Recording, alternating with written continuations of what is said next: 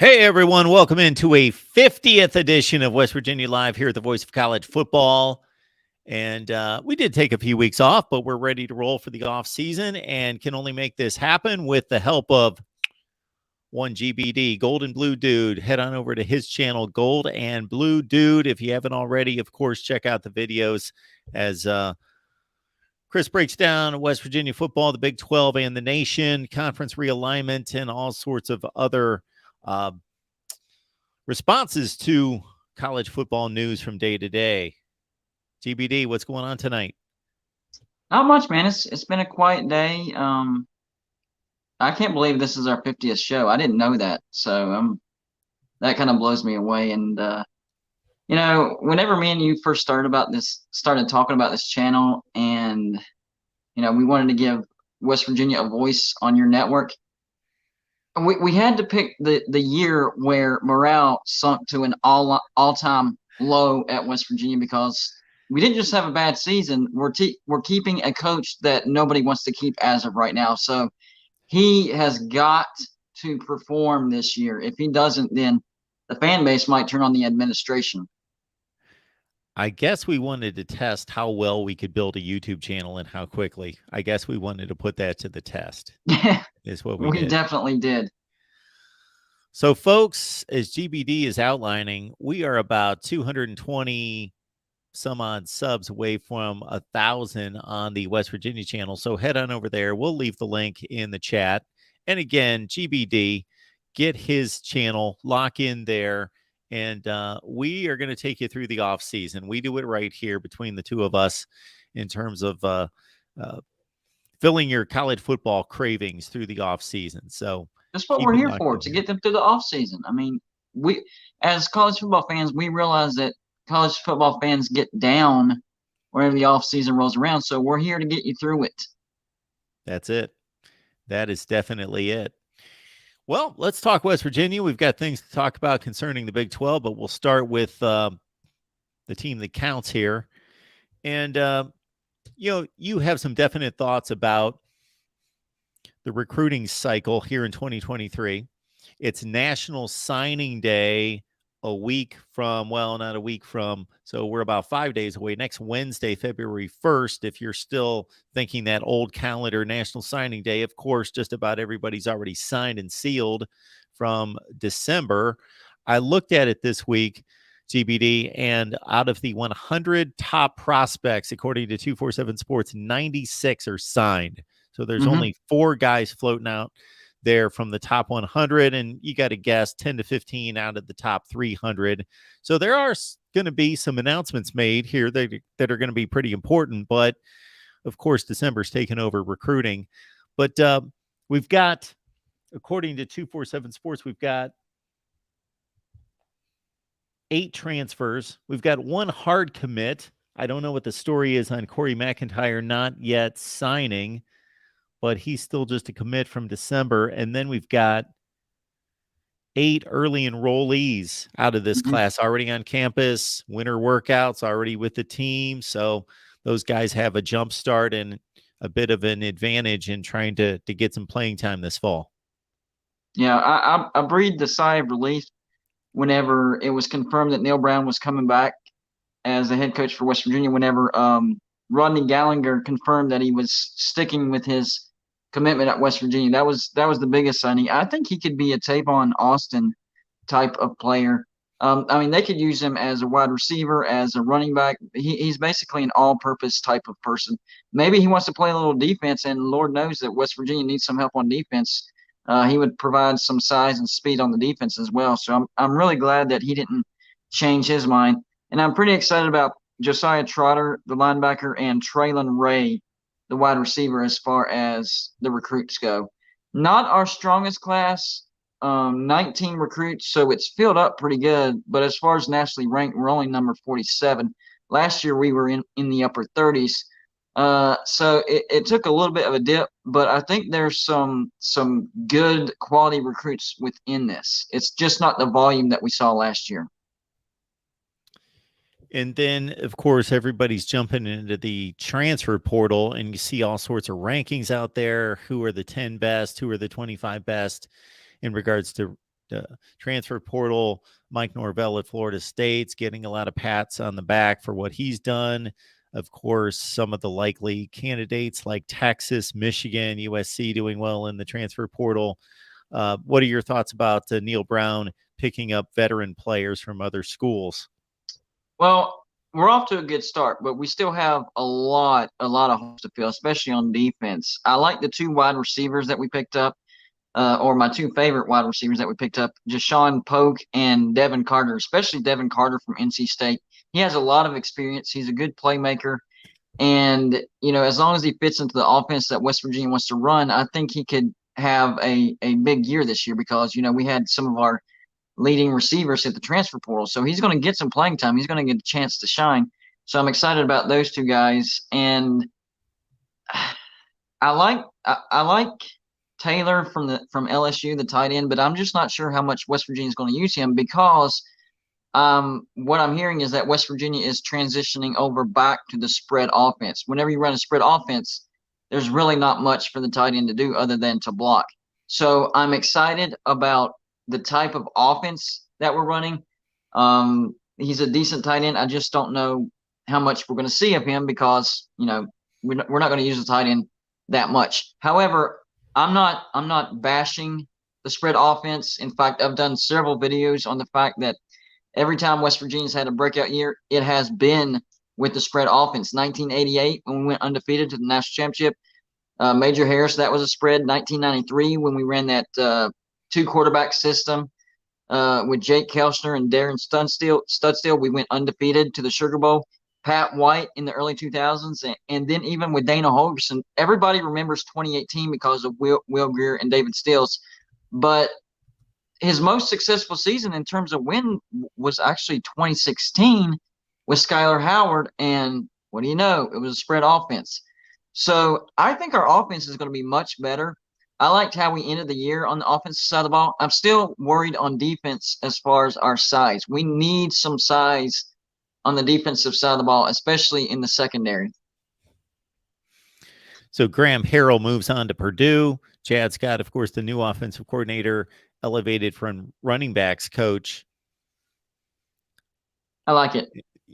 It's a guy who's less proven, less tenure, less number of big jobs under his belt. But why do you like it? I like it because it fits into what I've been hearing as far as West Virginia moving to the spread offense.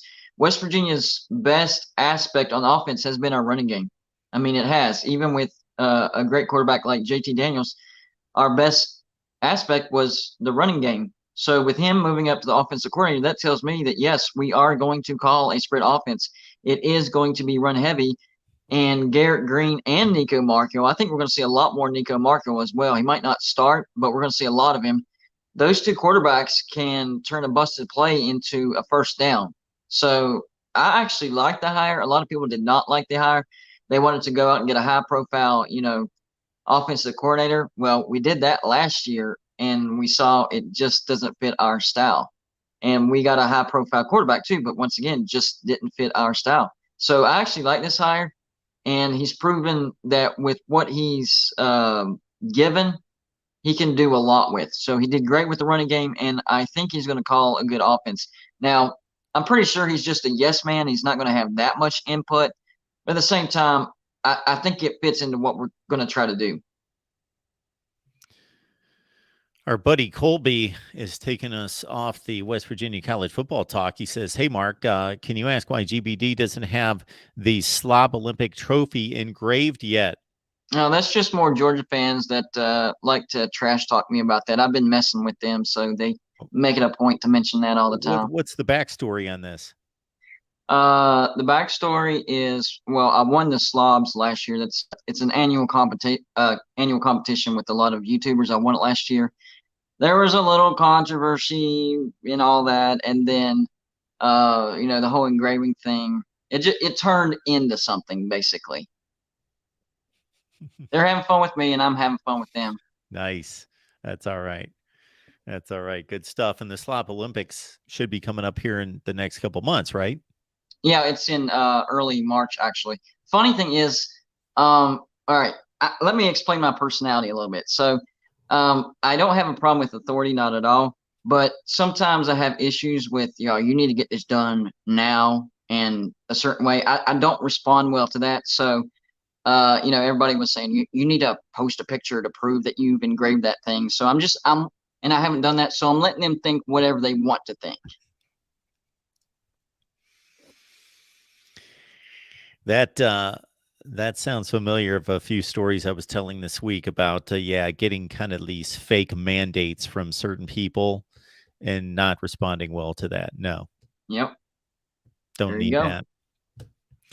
Absolutely. Folks, leave your comments and questions there in the live chat. We will get to them concerning West Virginia first and foremost in the Big 12. Why don't we dive into the Big 12 schedule? Because here's the deal, folks. If you look at the SEC, the Big 10, and the Pac 12, all the schedules released. The ACC is releasing its schedule on Monday night. They're doing a big deal on the ACC network. Actually, we're going to go live as well, and we'll chop it up with the ACC schedule. All right, so we know the other four are in the books. I understand that there is a bit more of moving parts with the Big 12 schedule, with the four new schools coming in, of course, and trying to figure out the best way to integrate them. And for the first time in forever, the Big 12's not going to have a situation where, okay, we got 10 teams, everybody plays 9 games, everybody's going to play each other. Now they need to make some difficult decisions because you don't want somebody's schedule to be super super hard and somebody else's schedule to be super super easy, and you don't want a schedule that somebody's going to be able to pick apart and say, why is so and so traveling to BYU and then the next Friday night they got to go to Central Florida. So Yeah. all those things have to be taken into consideration much more than they ever have been for the Big 12 because you play everyone. Right. And I'll let you go first, and then I've got a certain number of points I'd like to make about what intrigues me about this schedule release for the Big 12 and whenever it's going to happen. Right. Well, the first thing that I've heard from a lot of people actually is the reason why it hasn't been released is because Oklahoma and Texas are still trying to negotiate an even earlier buyout. So they're making sure. Bottom line is whether it happens or whether it doesn't, they want to make sure they get that locked down. Are you in or are you out for 2023? Make your mind up. And to be honest with you, the Big 12 actually does want them to leave earlier because that would be more money for the Big 12. Now, a stipulation for them leaving early is they want Oklahoma and Texas to play out of conference games with Big 12 teams on Big 12 campuses. I think that's a fair notch in that, but they have to make up their mind is the bottom line, and that's what all this time has taken. I think the way they're going to do this, as far as the new teams coming in, I think everybody is going to rotate 2 and 2. I think one year they'll play these two, the next year they'll play the other two, and then rotate home and home. So you'll play one of these 4 teams at home every 4 years. You'll play one of these 4 teams on the road every 4 years, and so on and so forth. That's how I think they'll do it. I'm not for sure. So this year, my hope is in the first year that these 4 teams are in, I hope we get a road game against Cincinnati and a home game against Houston. That's what I'm hoping for because I would love to see the reception that Dana Holgorsen gets in Morgantown in the first year of the Big 12. I don't want them to wait until things have sort of normalized in the Big 12 before Houston comes to Morgantown. I want them to come whenever things are still a little heated just to see the reactions. I'm not wishing any harm on anybody like that, but it's just fun to see these interactions whenever a coach has left one team for another team, and then that team has to play on the road to the team that he used to coach. And to my knowledge, that's never happened at West Virginia. We've never had a previous coach that's left West Virginia that's played against us in Morgantown. So this will be a first. That's why I'm hoping it happens this year. Jason, we appreciate you being here. Thank you so much for the super chat contribution. Country Roads, take me home. Absolutely. We will be singing that after the backyard brawl this year. I have 100% confidence in that. Last year, we were very close to being able to sing it. We were up by a touchdown, and then the 4th and inches controversy happened. He made the wrong call. Pitt comes back and beats us by a touchdown. But if you look at how both of these teams finished, West Virginia finished 5-7. Pitt finishes ranked in the top 25. I think that's a pretty good showing on the road, even though there was probably like 20,000 of us at Heinz Field. That was amazing. I think this year is going to be a completely different story, even when, not if, even when we get blown out on the road by Penn State. I expect Penn State to beat us by 20 points or so. Pitt coming to Morgantown, they're not going to be able to get 20,000 fans in there. They're going to be lucky to get 7,000 or 8,000 in there. So it's going to be a very, very hostile environment. And I will definitely be in the crowd. So, GBD, you bring up an amazing point that I'd like to extend on concerning the schedule. And then I've got a number of other thoughts about the Big 12 schedule and what they need to do with this thing. So when you talk about intriguing matchups that don't necessarily need to be scheduled, but if they're thinking about branding, if they're thinking about attracting attention, think about this.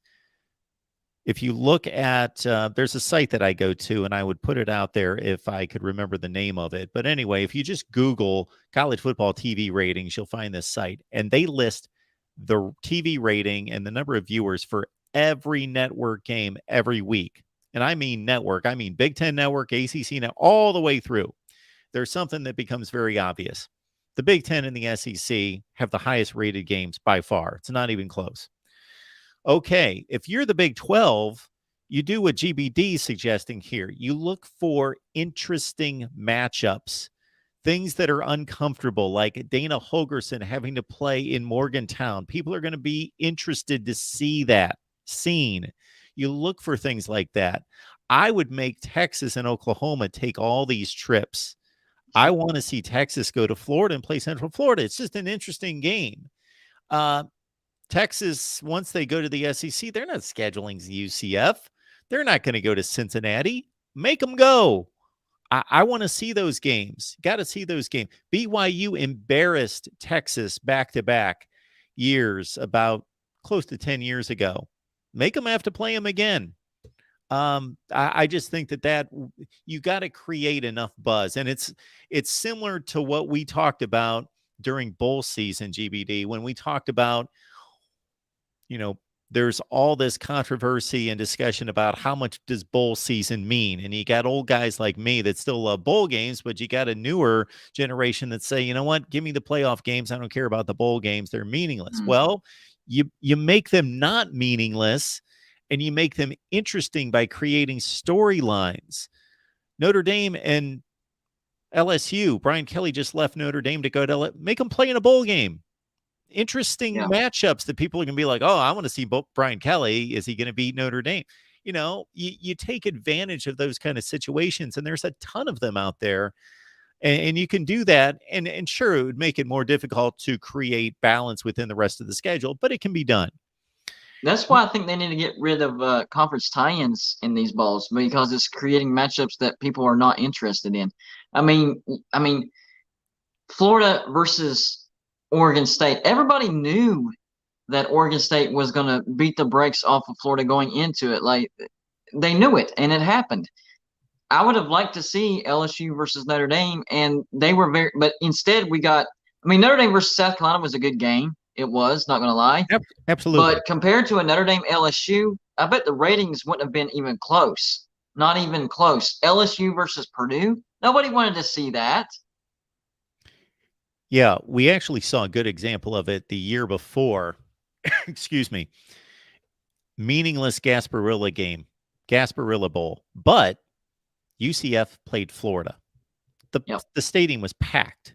Beat them too, didn't they? It got a much better TV rating than the Gasparilla Bowl usually gets, because people wanted to see, okay, Florida's from the SEC, UCF gets looked down upon because they're just a group of five, but you're putting two teams from the Sunshine State together, where there's kind of this little brother kind of mentality.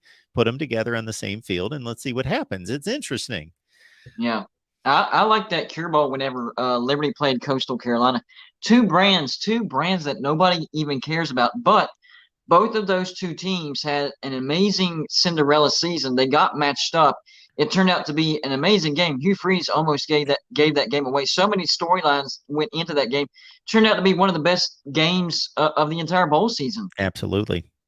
Here's a good example of a GBD where the bowl system lets us down. This was in 2018. Okay, you got 2 New Year's 6 matchups. So you got 4 top 10 teams in the nation. Michigan, Florida get selected to play in the Peach Bowl, and LSU and UCF in the Fiesta Bowl. Okay, there's nothing wrong with those 2 matchups. I'm good with those 2 matchups, except there's a huge missed opportunity here. Michigan was playing Florida for the 3rd time in a year and a half. Do they need to play again? No. That's number 1. Number 2, if you just flip-flop those teams, then you get that UCF Florida matchup that everybody's looking for. Number 1, you get the thing that I just outlined that finally happened 4 years later. And plus, think about this. Michigan and LSU, 2 of the biggest brands in the nation, they have never played. Never played in their history. If you know ever, what I want to see happen? I want to see them match up Michigan versus Notre Dame. Yeah. Because I did not realize how big of a grudge these 2 teams hold against each other for something that happened 100 years ago. But it's Michigan is the reason why Notre Dame doesn't want to join the Big Ten, basically. Yeah. So if there's an opportunity to match up Notre Dame and Michigan in a bowl, do it. I mean, it's 2 of the biggest brands. You have storyline after storyline after storyline. I mean, even if it's not, a New Year's Six bowl, it could still end up being one of the highest rated bowls of the entire bowl season. Sure.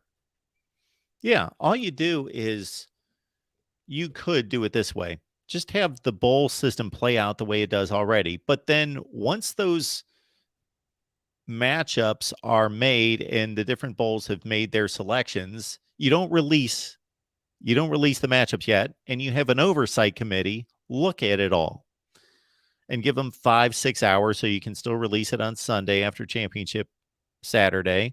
And they look at it and say, no, we want to move them over here because we're going to get LSU and Notre Dame together. And they figure out what are going to create great narratives, and they leave the other games alone.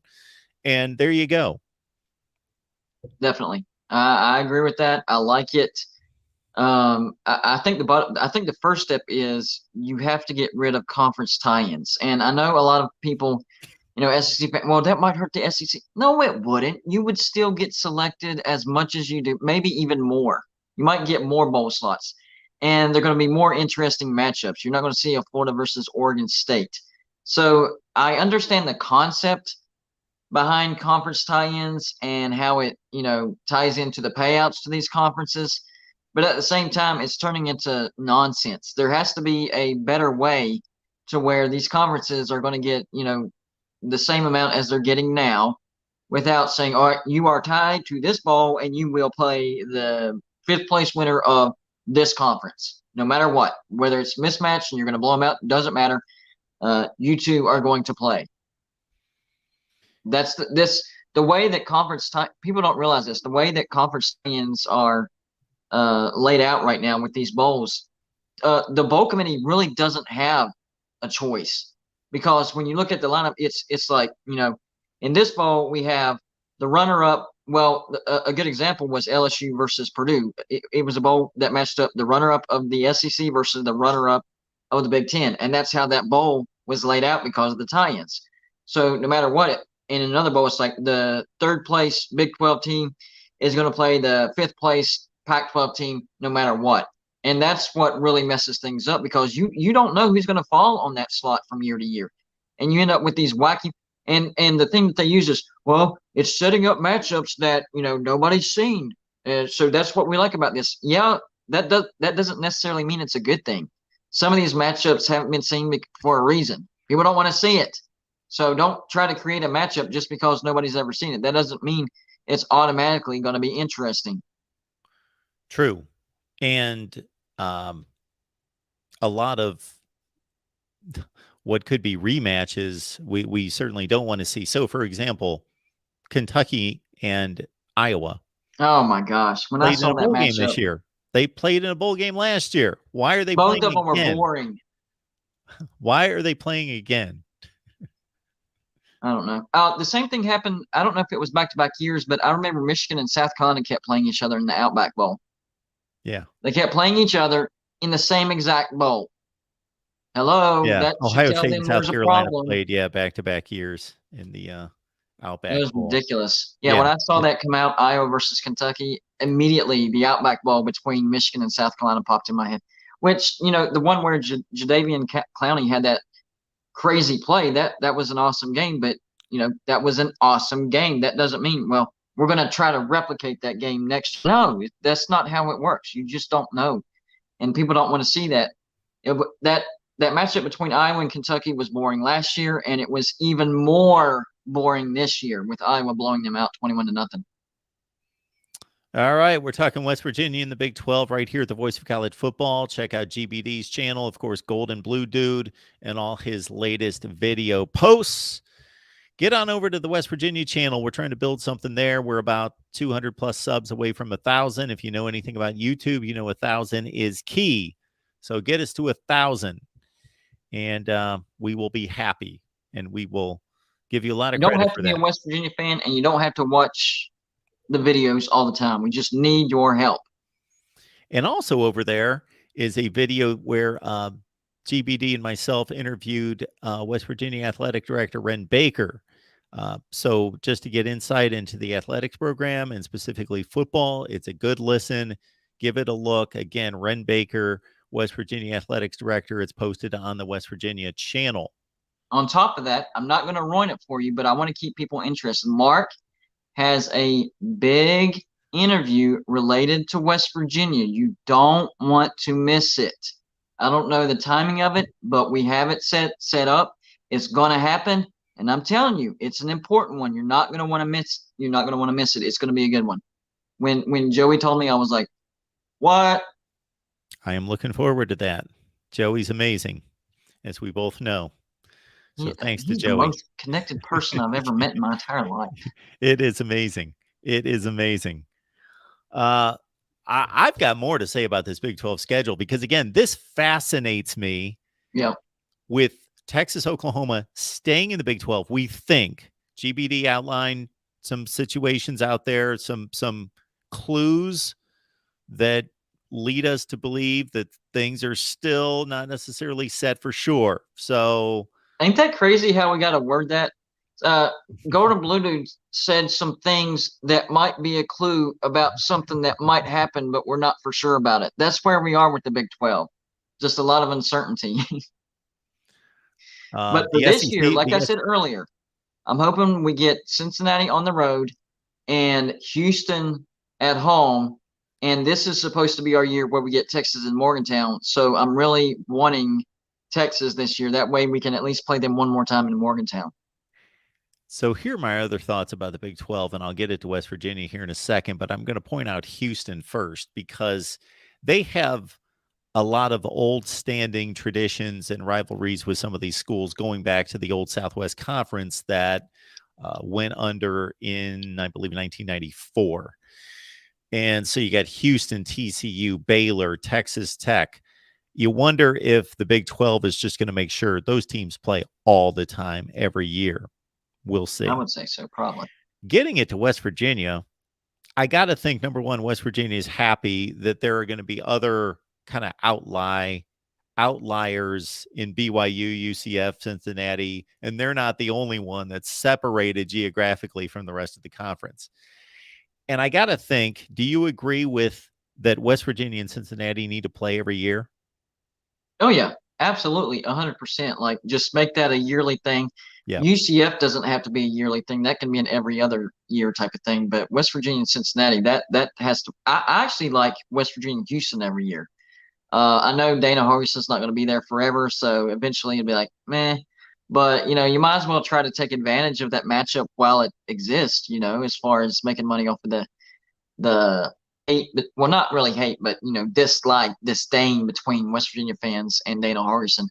But West Virginia, Cincinnati, that has to happen every year. Yes. So how long does it take to drive from Morgantown to Cincinnati?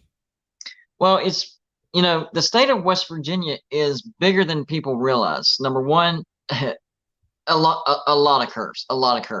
And Morgantown is actually in the far northern part of the state, and of course Cincinnati is southern part of the state of Ohio. So if I had to guess, all right, Morgantown to Charleston, that's about 2 hours right there. Charleston to Okay. Cincinnati, that's probably another 4 hours. So I would say somewhere in the neighborhood of 6 to 8 hours if I had to guess.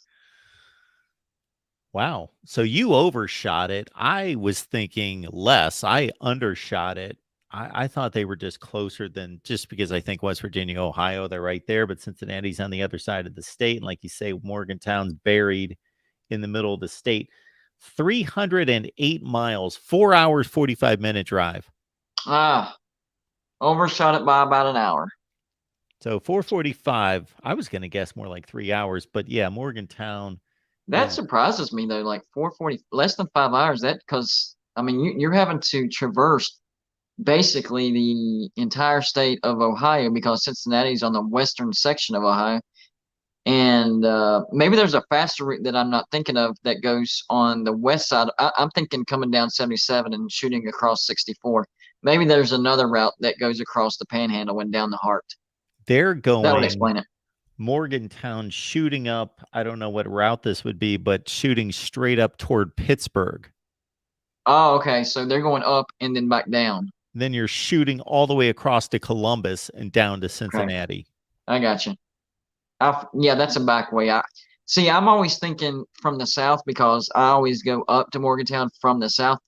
I completely forget that you could go north and go the around way.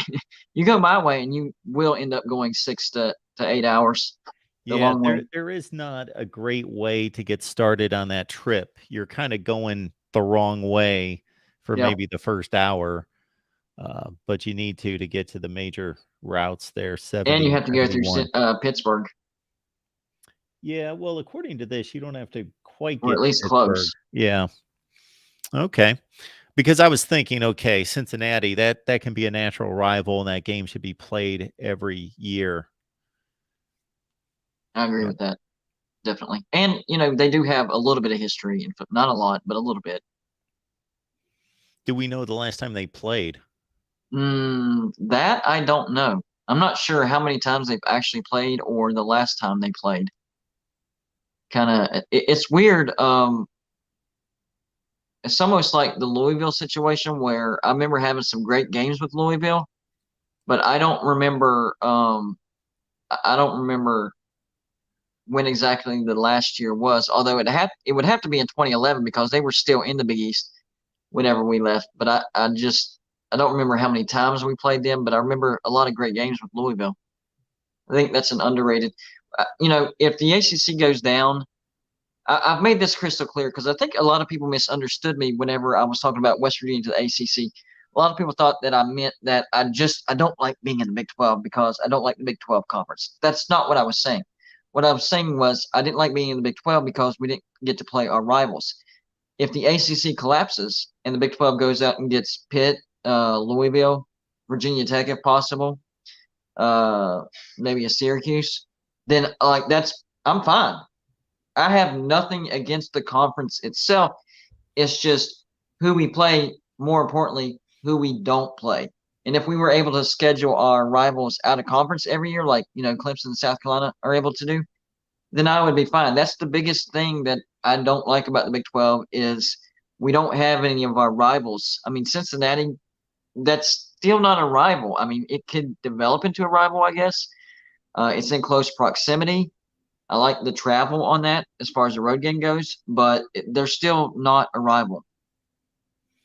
Yeah, as long as the ACC is going to be safe with all the crazy expansion possibilities out there, as long as the ACC is going to be safe, that's a great landing spot for West Virginia with Virginia Tech and Yep. Pitt there in particular. And Virginia, I don't know how much they've ever played. I don't remember too many West Virginia games at Nah, all, but it could be something.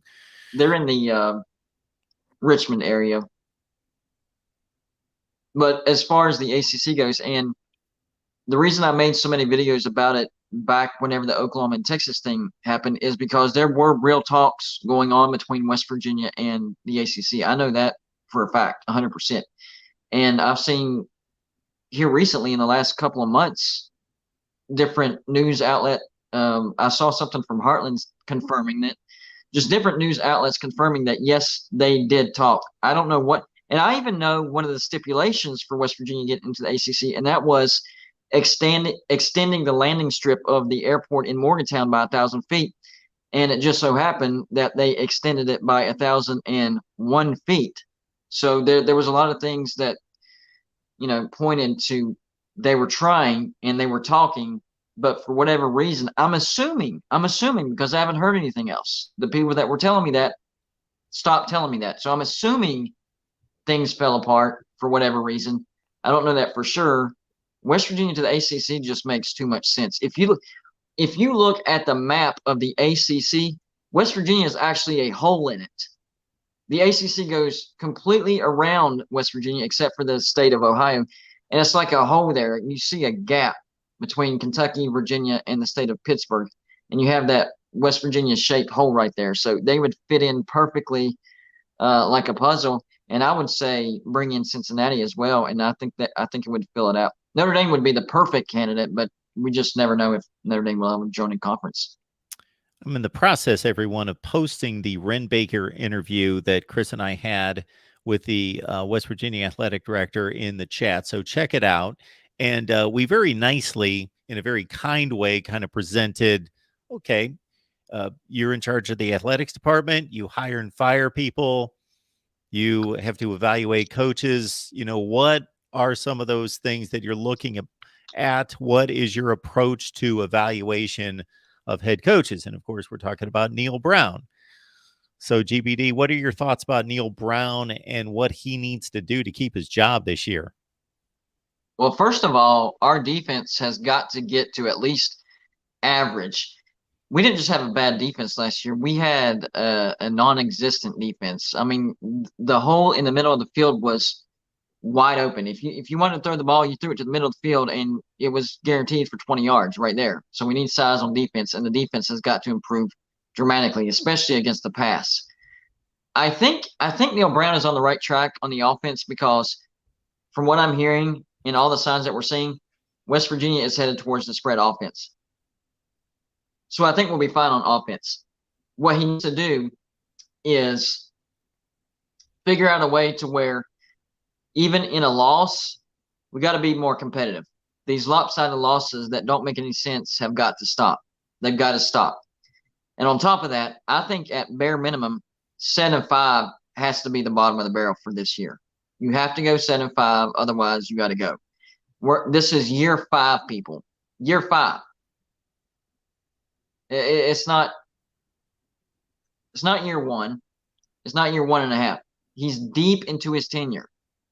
It's time for us to start having winning seasons. I'm not asking West Virginia to win the Big 12. I'm not asking us to make the Big 12 championship. I'm saying be better than year 1. Last year was 5-7. That was exactly the same as year 1. That doesn't cut it at all. So 7-5 where he's got to go. That's just my opinion. And on top of that, actually, I'll go a step further. With the 4 teams coming into the Big 12, I actually think that the schedule will be easier because you don't have to play everybody, and I do think that they will even it out. I don't think one team's going to have a really, really tough schedule, and then another team's going to have a really, really easy schedule. So I do think that our schedule is going to be a little bit lighter. So I'm almost tempted to say that, with that in mind, 8-4 might have to be the basement for Neal Brown as far as the fan base to be happy. We don't make the decisions, but we're the ones that pay the tickets. We're the ones that give them money, donors and all that stuff. We are the ones that do that. So no, we don't hire and fire the coaches or anything. But if you keep a coach that the fan base is not happy with, you're going to lose a lot of money. So hopefully the administration knows that. Shane Lyons is gone, so that excuse is out the window. And from what I've heard, Ren Baker does have Neal Brown on a short leash. So he's not going to let him, 5-7, but we're building something. I have faith in Neal Brown, trust to climb, blah, blah, blah, blah, blah. No, he actually has expectations for Neal Brown. And if Neal Brown doesn't meet those expectations, he will be fired. in amongst all that, you nailed it in regards to, and I made this comment to somebody the other night on one of the call-in shows or one of the conversations just regarding college football or really sports in general. And I made it the point. I said, who holds all the power? And they were kind of stumbling around and thinking. I said, we do. We Yep. all hold the power. Now, it's been impossible for people to get together and organize it. You would have to organize hundreds of thousands of people or millions to make a statement. But can you imagine, and this is kind of off topic, but it's relating to the fans getting their way eventually if they unite. What if every NFL stadium was empty the first week of the season, just to make a Wow. point? Just nobody go to any games, just to show everybody who holds the power here. It's the people. Yep. They pay the bills. Exactly right. So And if I'm on all kind of West Virginia message boards and Facebook groups. Here's the problem that I've seen. Whenever somebody does say something like, we need to make a statement and not show up to the rest of the games, whenever we were doing really, really bad and we knew that we were not going to get to a bowl and we knew that he was not going to be fired. And you would see people all over the place saying, hey, we need to just, not go and make a statement. And then you'd have these other people say, well, no, we don't want to do that because that could hurt recruiting and that could demoralize the team and, blah, blah, blah. And I'm thinking, how much worse could it get? I mean, I would understand if we're like 7-5 and we're frustrated and we want to be better than 7-5, but you don't want to get worse than that to where you're not making a bowl. No, we didn't make a bowl. To me, a lot of people might think different than this. To me, there is not much difference between, 2-10 and 5-7. Yes, 3 wins and 3 losses, but either way, you're not going to a bowl. So if you're not going to a bowl and you want to make a stand, I say go for it. I understand you're not wanting to hurt the team, but at the same time, you got to tell the administration this is not okay. We're not trying to hurt the team. We're trying to send you a message. Jason, we appreciate the 5 likes per video. Thank you so much for that. LFG's got a question for GBD. Just a basic look at the 23 defense, and if you're optimistic about what you see could be the look of the defense this fall. I'm not sure yet. I got to see what we do in the transfer portal. We're still early in the transfer portal game. I got to see what we do there because there's a lot of things that we need to feel. I mean, as bad as our defense was, we lost some starters on defense. Yes, they were bad, but still they were our starters. Charles Woods was the biggest loss. But we lost a lot of starters. Well, not a lot, but we lost some starters. We lost some good depth. I think losing Mumu Benwanhad is a bigger loss than people realize. That dude was legit. I mean, when he got a chance, he made a play. I mean, look at what he did against Virginia Tech, pick 6. So that is a bigger loss than people give it credit just because he was depth. He wasn't a starter yet. I think eventually he would have been a great starter. So I'm still worried. I'm still worried about our defense. I really am because we lost starters. Last year's defense was bad. So I'm really hoping that we can get some key pieces in the transfer portal. We need a good safety. We need a good linebacker or at least some depth at linebacker. Quarterback I'm okay with, but always can use help there. It's just we have holes all over the place. And when you put it together, you're like, my gosh, that looks like Swiss cheese out there as far as the defense goes. So having said that, I mean, how much worse could our defense be, though? Because last year's defense was bad. I mean, it's like 116th or something in points allowed per game. And it had one of the worst ratings against the pass in the entire nation. So it could be better just because last year's was so bad. But my point is, I don't expect it to be a good defense. Could it be better? Yes, just because we were trash last year. But I don't expect it to be good. Offense, I do expect to be better. Check out GBD's work at his channel. You see it right there on the screen. Follow him on Twitter, Golden Blue Dude. It's easy to find. Absolutely. And again, get our West Virginia channel to 1,000 subs. And let's get some more folks in here. We expect to be back. So what the deal is we're going to be doing a show every week. We don't know exactly when that's going to be. So we may need to move it around between GBD and myself. We've got schedules. We've got other things going on. But we will be here every week, whether that's Monday, Friday, whenever it turns out to be. So that's why it's important to subscribe, hit the bell for the notifications to know when we go live. But I certainly post a live schedule each and every morning. So just give it a look and you'll know when we're going live. We'll try to be consistent, but we can't guarantee that all the time. But we will be here every week talking Mountaineers.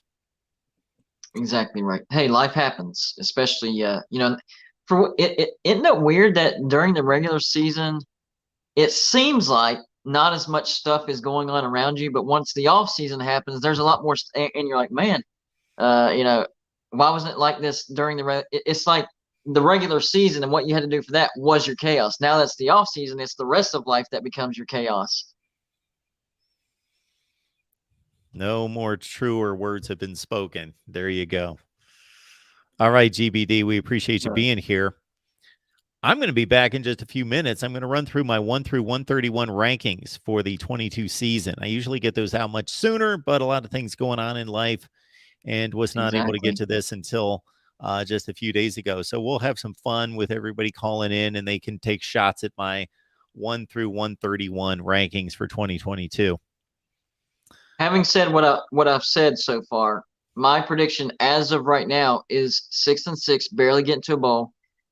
I think our defense is a smidge better, but not good. I do think our offense will be better, but I just haven't seen the rest of our schedule because it's not out. So I can't give a firm prediction on that. I think in the first 3 games out of conference, we're 1-3. No, 2-1. Excuse me, 2-1. We beat Pitt and Duquesne, and we lose to Penn State. Okay. And you got to credit West Virginia for loading up on that non-conference schedule with Pitt and Penn State. Not a whole lot of teams. If you want to call it crediting them, that's fine, but I don't like it. Yeah, it's not good for racking up wins and trying to either get to a bowl game or finish in the top 25. Right. Exactly right. But and the game's in Morgantown, right? With Pitt. It would be one thing if we were like in the ACC. Speaking of the devil, it'd be one thing if we were in the ACC and we were scheduling, at Penn State, Pitt at home, and then last year 2 road games against Power 5 opponents. But we head straight into the Big 12, and if you look at the Big 12 schedule rankings from last year, the lowest schedule ranking was Oklahoma State with 29th in the nation as far as strength of schedule. So you go from a tough out of conference to an even tougher conference schedule, and it's not wise, in my opinion. It's not wise to do that. All right, GBD. Appreciate you being here, man. Always fun to be here, man. I had a good time. All right. Once again, everyone, we'll do West Virginia Live sometime next week. Keep in touch, and we will let you know when, but we will be here talking West Virginia football with all of you each and every week. Hey, as tough as it's been, I still got to say it. Let's go Mountaineers, always.